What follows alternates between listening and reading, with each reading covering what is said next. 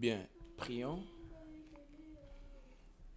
Père, nous te recommandons ces moments merveilleux au cours duquel nous allons écouter ta parole. Daigne, Seigneur, nous accorder de grandir dans la grâce et dans la connaissance de toi, notre Seigneur et Sauveur Jésus-Christ. En ton nom, Seigneur Jésus-Christ, nous avons ainsi prié. Amen. Bien, nous continuons notre enseignement sur la maturité spirituelle.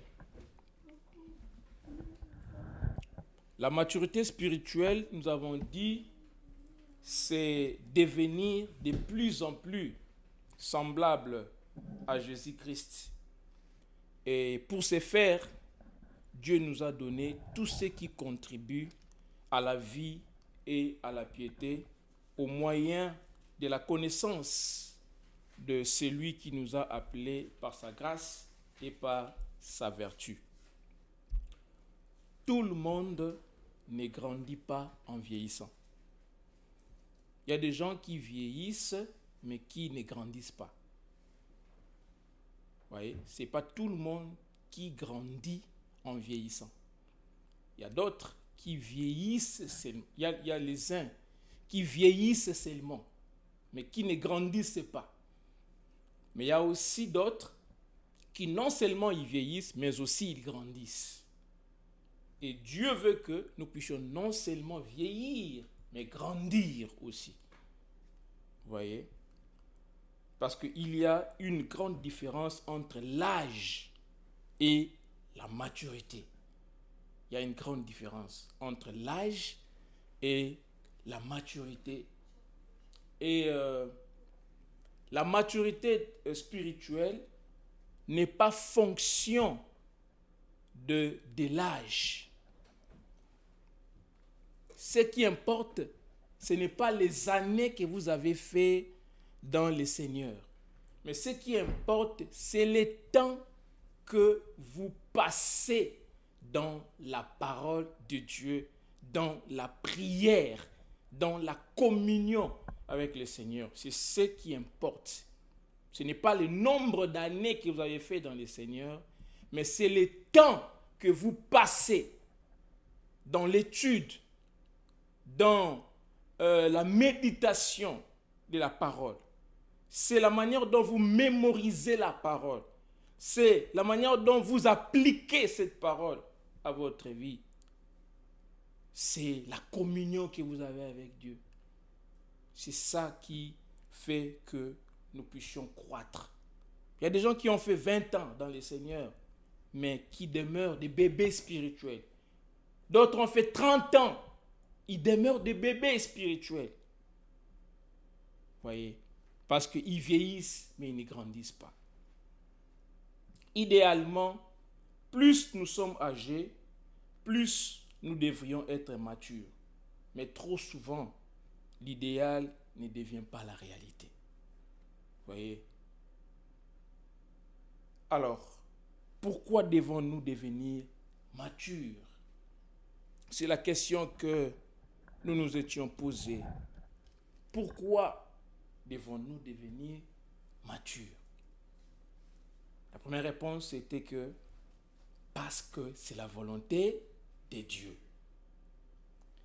Savez-vous que chaque charpentier et ouvrier du bâtiment possède un outil principal qu'il utilise plus que tout autre? Il l'utilise des dizaines de fois par jour et serait perdu sans cet instrument-là, sans cet outil-là. Avez-vous deviné de quoi il s'agit-il? Eh bien, il s'agit de maître ruban. C'est un maître ruban. Pour construire quoi que ce soit avec précision, il faut un type d'appareil de mesure comme un mètre ruban. Savez-vous que Dieu est aussi un ouvrier du bâtiment. Est-ce que vous le savez? Que Dieu est aussi un ouvrier du bâtiment. Ouvrons nos livres, nos Bibles. 1 Corinthiens chapitre 3, verset 9. L'apôtre Paul dit aux Corinthiens, « Car nous sommes ouvriers avec Dieu. Vous êtes les champs de Dieu, l'édifice de Dieu. » L'apôtre Paul dit que nous, le prédicateur, nous sommes ouvriers avec Dieu. 1 Corinthiens chapitre 3, verset 9. Nous sommes ouvriers avec Dieu. Nous travaillons dans le chantier de Dieu, sous la direction de Dieu.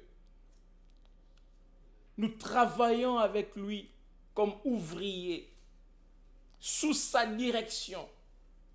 Et le peuple de Dieu est le champ de Dieu, l'édifice de Dieu. Ici, l'apôtre Paul emploie deux métaphores. Il emploie d'abord la métaphore de l'agriculture. Il dit que vous êtes les champs de Dieu. Ensuite, il emploie la métaphore de la construction. Vous êtes l'édifice de Dieu. Donc, Dieu est aussi un ouvrier du bâtiment. Et il a plusieurs autres ouvriers. Donc, nous tous, nous travaillons en tant que prédicateurs. Nous travaillons sous la direction de Dieu dans ces chantiers où Dieu est en train de bâtir des vies pour les rendre semblables à l'image de son Fils. En ces moments, Dieu est en train de construire, de te construire, de construire ta vie, de construire ma vie, pour que nous puissions devenir la personne qu'il veut que nous soyons en utilisant les modèles de son Fils, Jésus-Christ. Alors, le mot théologique pour ce processus est la sanctification. Dans ce processus où Dieu est en train de nous bâtir, en utilisant les modèles de son Fils, ce processus est appelé la sanctification. Chaque chrétien, une fois sauvé, entame un processus de croissance spirituelle dont l'objectif est de parvenir à la mesure de la stature parfaite de Christ. L'objectif, c'est de parvenir à la mesure de la stature parfaite de Christ. Dieu veut que nous soyons transformés à l'image de son Fils. Voyez, nous avons dit que pourquoi nous devons devenir matures, parce que c'est la volonté de Dieu. Dieu veut que nous soyons transformés à l'image de son Fils. Paul dit aux chrétiens de Galatie ceci. Il dit aux chrétiens de Galatie, « Mes chers enfants, pour qui j'endure de nouveau les douleurs de l'accouchement jusqu'à ce que Christ soit formé en vous. » Galates chapitre 4, verset 19. Il dit aux chrétiens de Galatie, « Mes chers enfants, j'endure. » Vous savez, quand le prédicateur prépare les messages, quand il prie, il prêche, il endure les souffrances, il endure les douleurs de l'accouchement, les douleurs de l'enfantement, jusqu'à ce que Christ soit formé dans la vie de la congrégation, dans la vue du peuple de Dieu, jusqu'à ce qu'il dit que j'endure. Vous voyez, j'endure, je souffre les douleurs de l'accouchement, de l'enfantement, jusqu'à ce que Christ soit formé en vous. Voyez. Et Paul souligne encore dans 2 Corinthiens, chapitre 3, verset 18. Il dit que nous tous qui, sans voile sur les visages, contemplant comme dans un miroir la gloire du Seigneur, nous sommes transformés à son image de gloire en gloire par l'Esprit du Seigneur. Voyez, quand nous écoutons la parole de Dieu, quand nous méditons la parole de Dieu, quand nous contemplons Jésus-Christ à travers sa parole, nous sommes transformés en la même image avec lui. Et ceci de gloire en gloire par l'Esprit du Seigneur. La formation du Christ en nous est le but ultime de Dieu pour chaque disciple de Christ, afin que petit à petit, au fil du temps, nous commençons à penser comme Christ, à voir les choses comme Christ le verrait et à traiter les gens de la même manière que Jésus-Christ les traiterait. Alors, ne vous leurrez pas, ne vous trompez pas. Je ne pense pas qu'un être humain dans cette vie puisse être parfaitement transformé. Oui, Christ nous transforme, mais dans cette vie, nous ne serons pas parfaitement transformés. Cela n'arrivera pas avant que nous arrivions au ciel. Vous voyez, cette transformation va atteindre son paroxysme, va connaître son achèvement lorsque nous allons arriver au ciel. Pour l'instant, nous devons être meilleurs que nous l'étions hier dans notre transformation, dans notre ressemblance à Christ. Ça doit être de gloire en gloire. Vous voyez, on ne doit pas se leurrer. Nous ne devons pas nous méprendre. Nous ne devons pas nous tromper. Nous ne serons pas parfaitement transformés dans cette vie issue sur terre. Mais du moins, nous devons aller de gloire en gloire, de progrès en progrès. Et nos progrès doivent être évidents pour tout le monde. Vous voyez?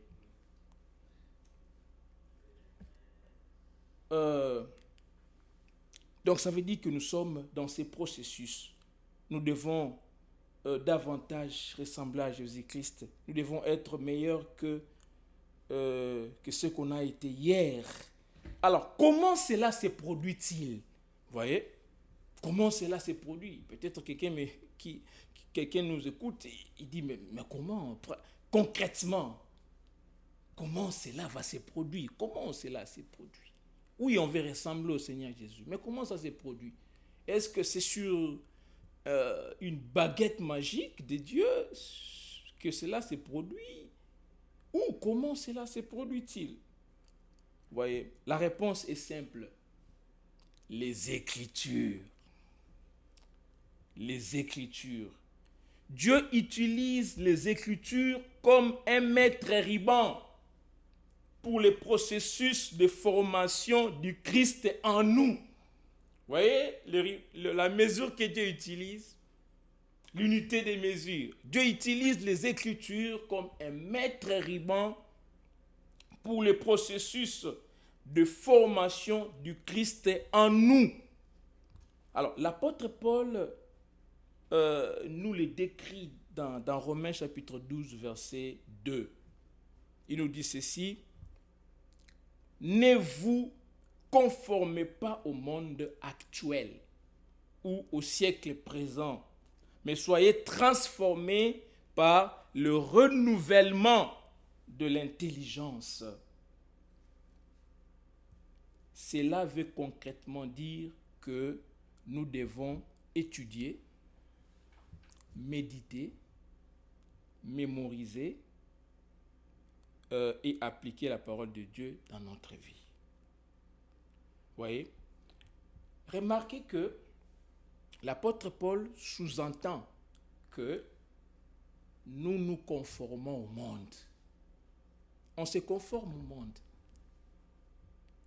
Parce que nous sommes nés, on a trouvé le modèle des pensées. Vous voyez? On a trouvé des modèles, des stéréotypes, des pensées, des actions, tout ça. Et nous nous conformons à ça. Parce qu'on les a trouvés, on se conforme. Maintenant, quand on devient chrétien, on change de pays, on change des nations, on change des cultures, on change des constitutions. Jésus-Christ a fait de nous un royaume. Nous quittons le royaume des ténèbres pour le royaume des lumières. Vous voyez?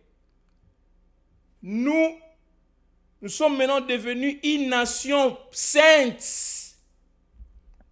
Une nation sainte, un sacerdoce royal, un peuple acquis pour la gloire de Dieu. Et du coup, nous changeons la culture, nous changeons la constitution. Nous ne devons plus maintenant nous conformer aux modèles, aux us et coutumes de l'ancien royaume auquel on appartenait. Maintenant, on doit se conformer à la constitution de notre nouveau royaume. C'est pour ça qu'il dit que ne vous conformez plus. Arrêtez. Je sais que vous vous conformiez au monde. Maintenant, arrêtez. Ne vous conformez plus au monde actuel. Mais soyez transformés. Soyez transformés par le renouvellement de l'intelligence. Oui. Et on a dit que cela c'est fait comment? Par l'étude de la parole. L'étude, la méditation, la mémorisation et l'application de la parole dans nos vies. Vous voyez, dans nos vies. Mais nous devons également inclure la prière, le jeûne, la communion fraternelle. Ça, on ne doit pas oublier. On doit inclure la prière, le jeûne, la communion fraternelle. On doit écouter la parole de Dieu. On doit communier avec le frère. La fraction du pain. Voyez. Mais l'activité principale demeure l'étude de la parole de Dieu. C'est ça l'activité principale pour renouveler l'intelligence. L'activité principale pour renouveler l'intelligence est le temps passé dans la parole de Dieu. C'est ça l'activité principale pour renouveler l'intelligence, pour renouveler les minds. Si vous voulez devenir de plus en plus semblable à Jésus, étudiez, méditez, mémorisez, appliquez les Écritures à votre vie. Lorsque vous commencez à prendre l'initiative de ces processus de formation de Christ dans votre propre vie, vous saurez alors que vous êtes sur le chemin de la maturité spirituelle. Quand vous commencez à prendre l'initiative vous-même, à lire la parole, à méditer, à mémoriser, à appliquer la parole, c'est alors que vous saurez que vous êtes sur le chemin de la maturité spirituelle.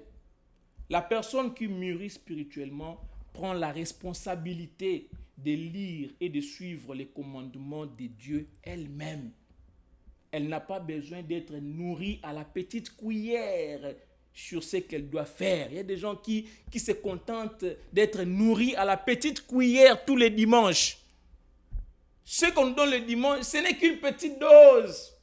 On vous nourrit à une petite cuillère. Et ne vous contentez pas de cette petite cuillère. Mais allez vous nourrir jusqu'à satiété à la maison. Ça, ce n'est qu'une petite cuillère. Mais ceux qui se contentent de ça, qu'on puisse le nourrir à la petite cuillère chaque dimanche. Et ils ne grandissent jamais. Ils ne parviennent jamais à la connaissance de la vérité. Parce qu'ils se contentent de la petite cuillère de chaque dimanche. Voyez? Ne vous contentez pas de cette petite cuillère, mais prenez l'initiative. La personne qui veut devenir semblable au Seigneur Jésus-Christ, elle n'a pas besoin d'être nourrie à la petite cuillère sur ce qu'elle doit faire. Mais elle prend elle-même l'initiative. Et elle ne blâme pas les autres lorsqu'elle vacille. Elle ne blâme pas les autres. Oh non, j'ai reculé dans la foi parce que tel pasteur était tombé. Oh non, d'ailleurs, les gens qui se font passer pour des chrétiens, ils n'appliquent même pas, ils ne mettent même pas la parole de Dieu en pratique. Ah, voilà. Ils ne font que blâmer les autres. Quand on veut devenir comme Jésus-Christ, on ne blâme pas les autres. Lorsqu'on vacille, lorsqu'on fait du surplace, lorsqu'on stagne, on ne blâme pas les autres. Mais on se remet soi-même en question. Voyez, et on fournit des efforts pour avancer. Il n'y a pas de stagnation dans la vie chrétienne. On ne doit pas stagner, on doit avancer. On ne doit pas courir sur place. C'est pour cela que moi je n'aime pas l'appareil là, ou dans les stades de sport, où les gens courent sur place. Non, moi je veux avancer. Oh, vous verrez quelqu'un transpirer, mais il n'avance pas, il court sur place. Non, moi je veux courir et voir les paysages, j'avance. Je ne vais pas courir sur un appareil où je ne marque aucun progrès, mais je transpire.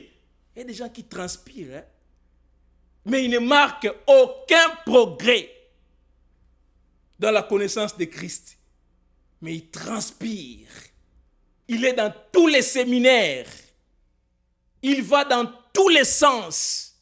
Oh, un prophète est sorti à Kasumbalé, ça, il va. Oh, un prophète est sorti là-bas. Lui, ces derniers temps, c'est lui qui fait sortir les feux par la bouche. Il y va. Mais il ne marque aucun progrès dans la connaissance de Jésus. Un véritable bébé. Il transpire beaucoup sans avancer, sans aller nulle part. Il ne fait que stagner. Vous voyez? Donc, si vous voulez devenir mature, si vous voulez devenir fort dans votre foi et plus semblable à Christ dans votre comportement, vous devez prendre la responsabilité de votre propre croissance spirituelle. Alors, deuxième point. Pourquoi devons-nous devenir matures? Deuxième point, parce que Dieu veut nous protéger contre les fausses doctrines. Dieu veut nous protéger afin que nous ne soyons plus comme des enfants flottants et emportés par tout vent des doctrines, par tout vent des faux enseignements. Dieu veut nous protéger contre les fausses doctrines, contre la doctrine de l'erreur, contre l'hérésie. Lisons Deutéronome 13, versets 1 à 3.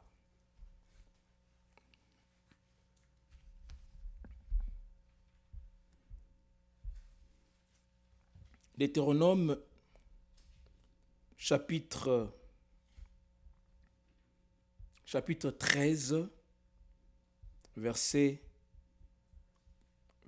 1 à 3. Alors, je lis au nom du Seigneur. La parole déclare, s'il s'élève au milieu de toi un prophète ou un songeur qui t'annonce un signe ou un prodige, et qu'il y ait accomplissement du signe ou du prodige dont il t'a parlé en disant « Allons après d'autres dieux, des dieux que tu ne connais point, et servez-le. » Tu n'écouteras pas les paroles de ces prophètes ou de ces songeurs, car c'est l'Éternel votre Dieu qui vous met à l'épreuve pour savoir si vous aimez l'Éternel votre Dieu de tout votre cœur et de toute votre âme. Alors ici, Moïse est en train de rappeler la loi aux enfants d'Israël. Deutéronome fait partie de 5 premiers livres de la Bible qu'on appelle les Pentateuque. Dans le livre de Genèse, Dieu parle de la création du monde, Dieu parle de, on nous parle du choix de Dieu, du choix d'Abraham pour former une nation à travers laquelle Dieu allait se révéler au monde. Dieu a choisi Abraham. Après, on parle aussi de la descendance d'Abraham, Isaac, Jacob, les 12 fils de Jacob. Et on nous parle aussi de leur arrivée en Égypte. Ça, c'est Genèse. Alors, Exode nous parle du peuple d'Israël qui arrivait, les enfants des 12 tribus d'Israël, ils sont arrivés en Égypte, ils se sont multipliés et ils ont été asservis par les Égyptiens. Donc on parle de l'esclavage du peuple d'Israël et jusqu'à ce que Dieu envoie un libérateur à la personne de Moïse. Dans le Deutéronome, on parle de 400 ans que le peuple d'Israël a passé dans l'esclavage en Égypte et l'envoi de Moïse pour les libérer de cet esclavage. Ça, c'est en Exode. Donc, la rédemption du peuple d'Israël de l'esclavage de l'Égypte. Et on arrive dans le livre de Lévitique. Alors, dans Lévitique, Dieu maintenant donne la loi à Moïse au mont Sinaï. Il donne la loi, donc une nouvelle religion au peuple d'Israël. Et là, nous voyons toutes les règles, tous les détails concernant la vie, concernant l'adoration. Là, Dieu apprend à Israël la sanctification. Parce que Dieu a mis à part le peuple d'Israël afin que le peuple d'Israël lui appartienne. Et par la loi que Dieu a donnée à Moïse, Dieu les enseigne comment l'adorer dans la sanctification, comment vivre dans la sanctification et comment le servir dans la sanctification. Donc ça, c'est la sanctification dans tout le domaine de la vie. Là, c'est le livre de Lévitique où Dieu apprend au peuple d'Israël la sanctification. Parce qu'il ne devait pas se mêler aux autres peuples qui étaient alentour parce qu'eux, ils étaient mis à part. Ils devaient vivre dans la sanctification. Il leur a dit que vous serez saints car je suis saint. Ça, c'est dans Lévitique. Et nous passons dans Nombre. Dans Nombre, là, nous voyons maintenant les enfants d'Israël qui se sont illustrés par de multiples rébellions à l'Éternel. Et l'Éternel les a punis de telle sorte qu'ils ont erré dans le désert pendant 40 ans. Et nous venons maintenant dans le livre de Deutéronome. Les 40 ans étant épuisés, Moïse maintenant, étant sur le point de mourir, va saisir la dernière opportunité pour rappeler la loi aux enfants d'Israël. Là maintenant, Moïse est en train de rappeler la loi aux enfants d'Israël. De leur rappeler de s'attacher à Dieu pour qu'ils entrent dans la terre promise. Et dans la foulée, Josué est choisi par Dieu pour remplacer Moïse dans cette entreprise. Voyez, alors Moïse est en train maintenant de mettre les enfants d'Israël en garde. Regardez ce que Moïse leur dit. Parce que Moïse leur rappelle la loi.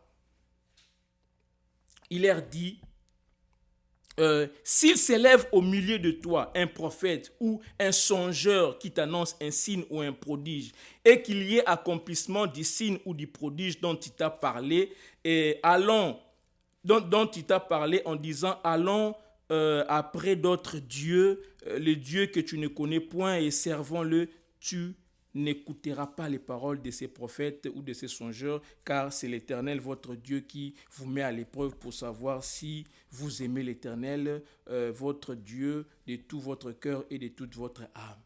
Alors, Dieu, dans sa souveraineté, il a permis ou il permet qu'il y ait des faux prophètes pour mettre son peuple à l'épreuve.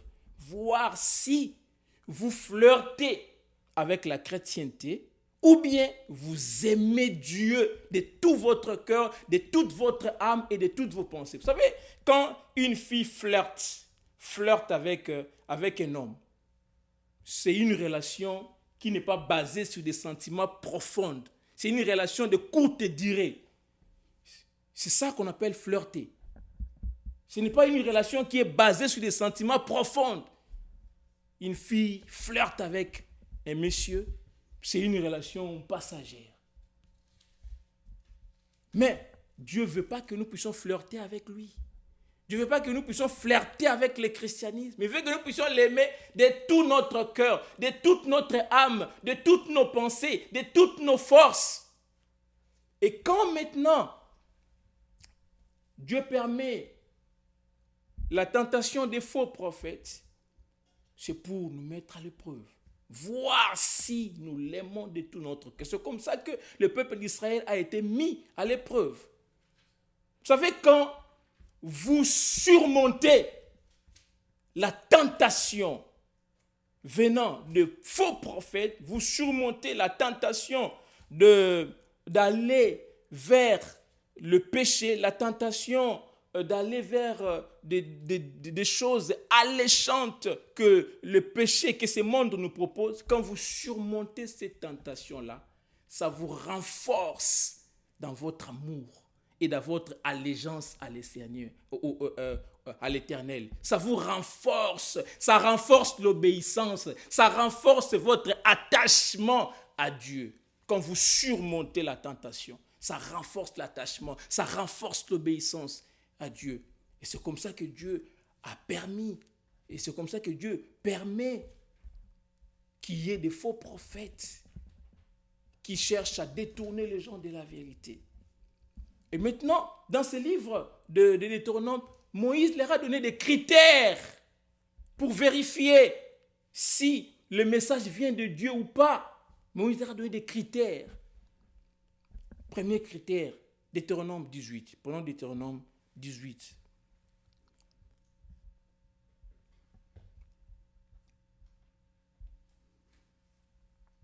Le verset, à partir du verset 20. Mais les prophètes qui aura l'audace de dire en mon nom une parole que je ne lui aurais point commandé de dire, ou qui parlera au nom d'autres dieux, ces prophètes-là sera puni de mort. Verset 21. Peut-être diras-tu dans ton cœur, comment connaîtrons-nous la parole que l'Éternel n'aura point dite? Verset 22. Quand ce que dira les prophètes n'aura pas lieu et n'arrivera pas, ce sera une parole que l'Éternel n'aura point dite. C'est par audace que les prophètes l'aura dite. N'ayez pas peur de lui. Premier critère. Quand un prophète annonce des choses et ces choses-là ne s'accomplissent pas, ça ne vient pas de Dieu. Il a parlé par audace. Ça, c'est le premier critère. Maintenant, deuxième critère, c'est ce que nous avons ici, dans ces versets que nous avons lus précédemment. Rentrons dans Deutéronome 13. Rentrons au chapitre 13.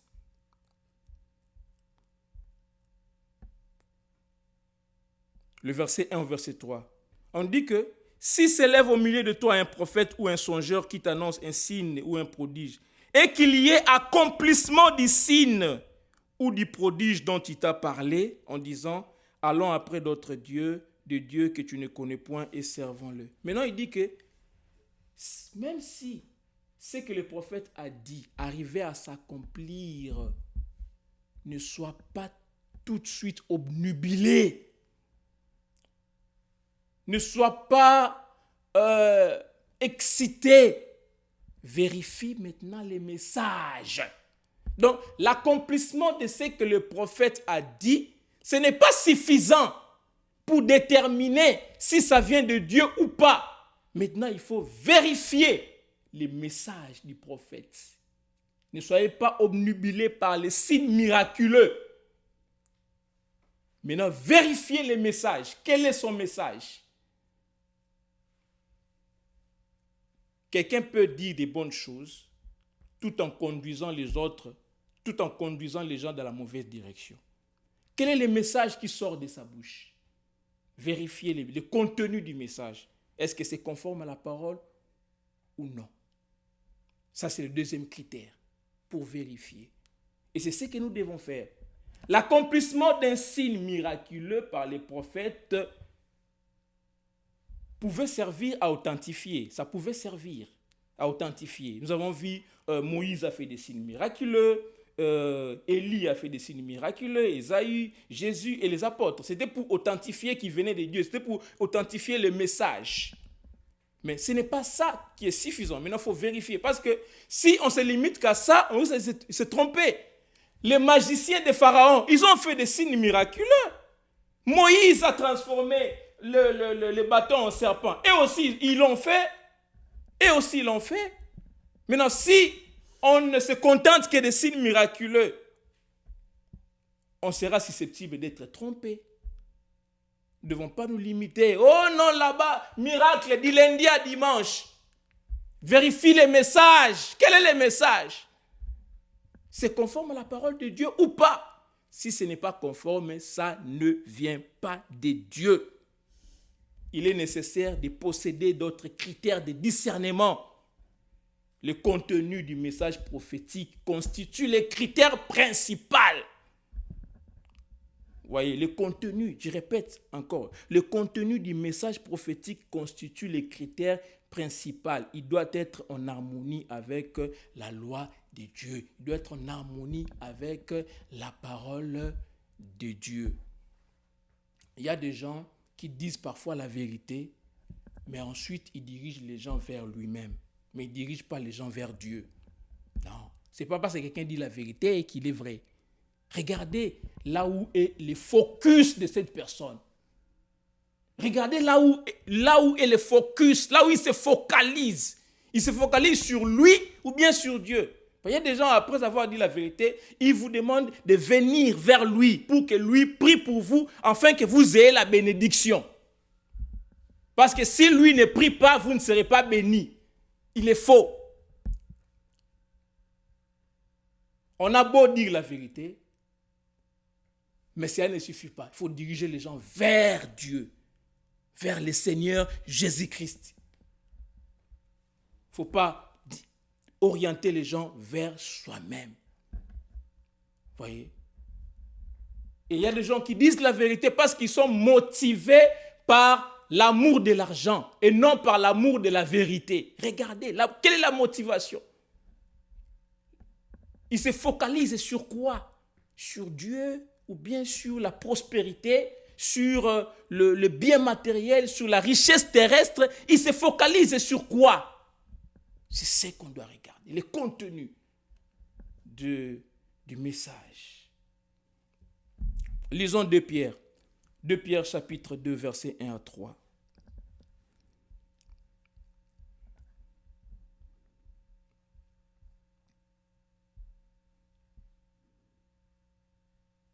De Pierre chapitre 2 versets 1 à 3. La parole de Dieu déclare: il y a parmi le peuple de faux prophètes, et il y aura de même parmi vous des faux docteurs qui introduiront des sectes pernicieuses et qui, reniant le maître qui les a rachetés, attireront sur eux une ruine soudaine.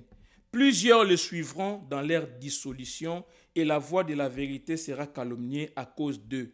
Par cupidité, ils trafiqueront de vous au moyen des paroles trompeuses, eux que menace depuis longtemps la condamnation et dont la ruine ne sommeille point. Voyez, Pierre a mis en garde. Pierre nous a mis en garde. Il dit qu'il y aura parmi nous des faux prophètes, des faux docteurs. Ils vont introduire des sectes pernicieuses et qui renient les maîtres. Les faux prophètes ne vivent pas sous l'autorité de la parole de Dieu. Ils sont des hypocrites. qui se font passer pour des chrétiens, mais dont la vie ne correspond pas au principe de la... dont la vie ne correspond pas au principe de la Bible. Ce sont des hypocrites. Combien de fois Jésus les a traités des hypocrites? Irénie, c'est lui qui les a rachetés. Donc, ils ne vivent pas sous l'autorité de Jésus. C'est ça ce que ça veut dire. Ils régnent les seigneurs. Ils régnent les seigneurs. Jésus-Christ qui les a rachetés. Et à cause de ça, ils vont attirer sur eux une ruine soudaine. Même si aujourd'hui, ils ont la tendance, nous avons comme l'impression qu'ils sont en train de prospérer. Détrompez-vous. Ils vont périr avec les choses qu'ils sont en train d'acquérir là. Ils vont périr avec ça. Ils ne sont pas en train de prospérer. Ça, c'est ce qu'on appelle, les Quinois appellent courte joie. La condamnation va venir. Si ce n'est pas une mort physique, si ce n'est pas il est frappé par une mort, le jugement est là. Le jugement est là. Dieu peut faire à ce qu'il meure, ou bien il peut le laisser en vie. Et s'il ne se répand pas, après sa mort, le jugement est là. Ce n'est pas que Dieu est distrait. Mais Dieu, la patience de Dieu, c'est salut pour nous. C'est salutaire. On ne doit pas prendre la patience pour Dieu pour une faiblesse. La patience de Dieu pour une faiblesse. Voyez. Dieu peut prendre son enfant à fleur d'âge, mais il laisse les pécheurs vieillir. Parce qu'il est bon. Il laisse le temps de se repentir. Et toi, tu crois que non, Dieu, il est distrait. Il ne voit pas, je peux vivre comme je veux. Bon, je prospère. Ok. Tu vas périr avec les choses que tu es tenté d'acquérir. Parce que ce n'est pas ça, là, le bien ultime. Le bien ultime, c'est Jésus-Christ. Le bien ultime, c'est Jésus. Alors, au verset 2, on dit que plusieurs le suivront dans leur dissolution. Plusieurs vont le suivre. La voix de la majorité n'est pas la vérité. Là, il veut dire quoi? Le chemin qui mène à la ruine, à la perdition, elle est comment? Elle est spacieuse et plusieurs le suivent. Mais le chemin qui mène à la vie, elle est étroite et peu le suivent. Peu. C'est parce que là-bas, il y a beaucoup de gens. Aujourd'hui, on dit, il réussit. Dans son église, il a beaucoup de membres. C'est ça les critères de la réussite? Parce qu'il a beaucoup de membres? Qui vous a dit que là où il y a beaucoup de membres, il y a la vérité? Qui vous a dit ça? Vous voyez, ça c'est être bébé spirituel. Quand on est adulte, on n'a pas de tels arguments. Mais on vérifie par rapport à la vérité de la parole de Dieu. Et bien, il dit, par cupidité, ils trafiqueront de vous au moins des paroles trompeuses. Les faux prophètes sont des flatteurs. Moi, je n'ai pas à vous flatter. Je prêche la vérité. Tu refuses la vérité, c'est ton problème avec Dieu, ce n'est pas moi. Moi, je fais mon travail. Je n'ai pas à te flatter. Les faux prophètes sont des flatteurs. Ils flattent les gens pour leur propre intérêt. Et ils ne prêchent pas par amour de la vérité, mais ils prêchent par amour de l'argent. Ils n'aiment pas la vérité, mais ils aiment l'argent, même s'ils disent parfois la vérité. Mais ce n'est pas l'amour de la vérité qu'ils poursuivent, mais ils poursuivent les gains matériels. Alors, lisons Jude chapitre 1, verset 4. Jude chapitre 1, verset 4.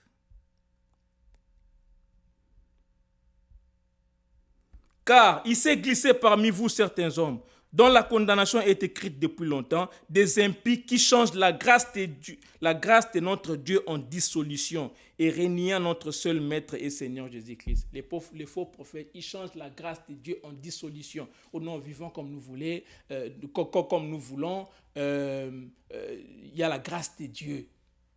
Oh non, là où la grâce a abondé, Là où le péché a abondé, la grâce a surabondé. Qui vous dit ça, que la grâce de Dieu, on doit la tourner en dissolution? Qu'est-ce que Tite nous dit? La grâce de Dieu nous enseigne quoi? À renoncer à l'impiété et aux convoitises mondaines et à vivre dans ce siècle selon la justice, selon la sagesse, voyez, et selon la piété. On ne doit pas dire que non, parce qu'il y a la grâce, on doit faire. Non, ça c'est pas la grâce. La grâce de Dieu nous enseigne à renoncer à l'impiété, à renoncer à la convoitise du monde. Lisons Tite chapitre 1, verset 16.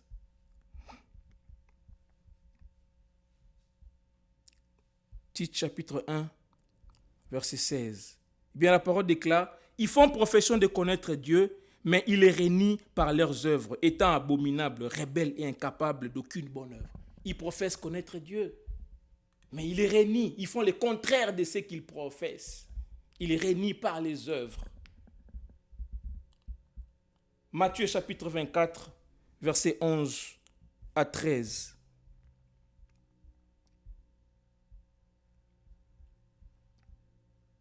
Matthieu chapitre 24, verset 11 à 13. Eh bien, la parole déclare, ça c'est Jésus-Christ lui-même qui parle, plusieurs faux prophètes s'élèveront et ils séduiront beaucoup de gens. Vous voyez, la séduction. La séduction a commencé depuis les années d'Éden et ça continue. C'est la stratégie du diable. Il séduit les gens en leur disant des mensonges, des tromperies, en leur disant des mensonges, en trompant les gens. Il dit que plusieurs faux prophètes s'élèveront et ils séduiront beaucoup de gens. Et parce que l'iniquité se sera accrue, la charité du plus grand nombre se refroidira. Mais celui qui persévérera jusqu'à la fin sera sauvé. La charité va se refroidir parce que l'iniquité et le péché vont accroître à un niveau où la charité va se refroidir.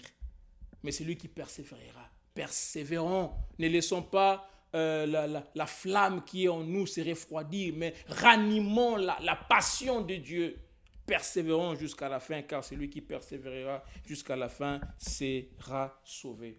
Alors, pour conclure, je vais dire que l'écriture est essentielle pour grandir en maturité spirituelle. Ouais, on a parlé des raisons, non? Des raisons qui fait que nous puissions chercher à devenir matures. Des raisons, parce que d'abord c'est la volonté de Dieu. Deuxièmement, c'est parce que Dieu veut nous protéger contre les faux enseignements. Alors, l'écriture est essentielle pour grandir en maturité spirituelle, sans oublier la prière, le jeûne et la communion fraternelle. La maturité spirituelle s'exprime dans la liberté en Christ, la liberté de faire ce qui est juste aux yeux de Dieu. Car la Bible dit que vous connaîtrez la vérité et la vérité vous affranchira. Jean 8, 32. Alors, voici les mots-clés pour comprendre la maturité spirituelle. Voici les mots-clés. Vous pouvez tout oublier, mais retenez ceci. Les mots-clés pour comprendre la maturité spirituelle. Pour être mature, la Bible dit que nous devons être parfaits. Matthieu chapitre 5, verset 48. Comment on est parfait? On est parfait parce qu'on reçoit la justice du Seigneur Jésus-Christ. Par une seule offrande, Jésus-Christ nous a ramenés à la perfection pour toujours, n'est-ce pas?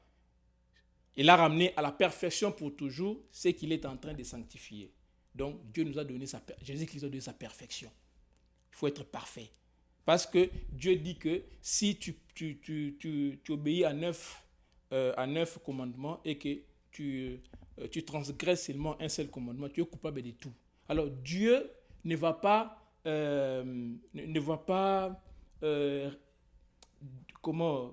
diminuer son standard ou bien ramener vers les bas les standards. Non, si Dieu fait ça, il se compromet. Dieu, il maintient les standards là où il a mis. Les standards, c'est la perfection. Alors, ceci étant, il a envoyé Jésus-Christ pour mourir pour nous, afin de nous donner cette perfection-là comme cadeau, comme grâce. Donc, la maturité spirituelle, c'est être parfait.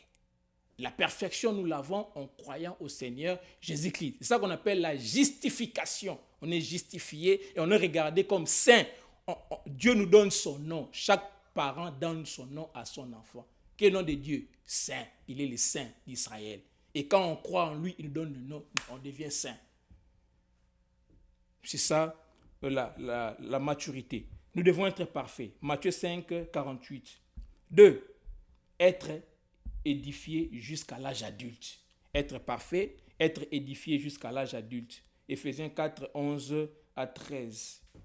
Être présenté mûr en Christ. Colossiens 1, 28. Être complet et équipé pour toute bonne œuvre. 2 Timothée 3, 16 à 17. Et sans faillir en rien. Jacques 1, 2 à 4. Je reprends. Voici les mots-clés pour comprendre la maturité. Nous devons être parfaits. Nous devons être édifiés jusqu'à l'âge adulte. Nous devons être présentés mûrs en Christ. Nous devons être complets et équipés pour toute bonne œuvre. Et nous devons faillir en rien. La grâce ne s'oppose pas au mérite, mais aux efforts. Plutôt, je dis quoi? La grâce s'oppose au mérite, mais pas aux efforts. Voilà. La grâce s'oppose au mérite, mais pas aux efforts. Au contraire, elle rend les efforts possibles. Ken Hughes a dit ceci, c'est un théologien. Il a dit, sans discipline, pas de disciples. Sans sueur, pas de sainteté. Dieu se plaît à travailler en nous et avec nous. Et Hébreux 12, 4 à 11 nous dit ceci. Hébreux 12, 4 à 11 nous donne une exhortation à la sainteté accompagnée d'un avertissement concernant le châtiment du Père envers ceux qui persistent dans l'immaturité. Donc, quand on persiste dans l'immaturité, il y aura les châtiments. Eh bien, nous allons prier. Père, accorde-nous de tenir bon comme des adultes dans la foi, prêts à accomplir pleinement ta volonté. Au nom de Jésus-Christ, nous avons ainsi prié. Amen.